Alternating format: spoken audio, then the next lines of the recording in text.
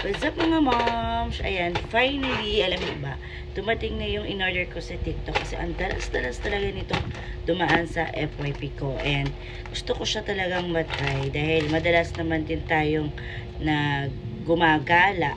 I think napaka useful sa biyahe namin. Useful ba yung tawag? So, essential. So, ayan. Ito yung ayan o, hindi ka daw mag-aamoy hininga dito. So, yung, ayan o, yung candy na to, yung snack candy na to. So, super sarap daw nito. I think nasa 149 pieces. I think to. Pero ang dami na guys.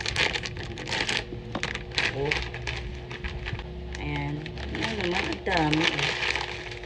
Oh. Diba? Ang dalas kasi namin bumiyahe. Minsan long ride kami, long drive.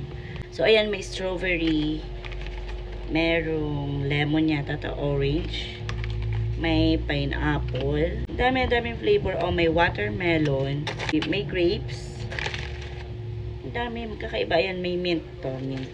Tapos, pag inamoy mo siya, grabe, nakakatakam yung amoy.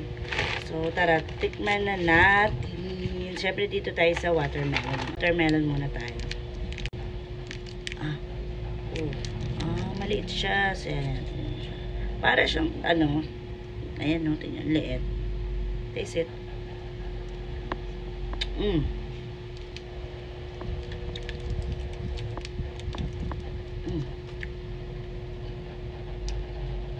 Lasang melon siya, tapos, na may pagka-mint siya, na parang umakit sa ilong mo yung pagka-mint. And mild lang siya, kaya pwede siya sa bata. Masarap. Pakita ko sa inyo kung ganito kadami. So, ayan siya. O, ganyan siya karami, guys. O, diba? Pag babiyahe, ayan, dadakot akong ganyan. Ilalagay ko sa car. Kasi, iwas gutom din yung ganyan eh. O, lagi kaming may candy. So, ito, ang sarap. Isang takot. O, diba? Ang dami.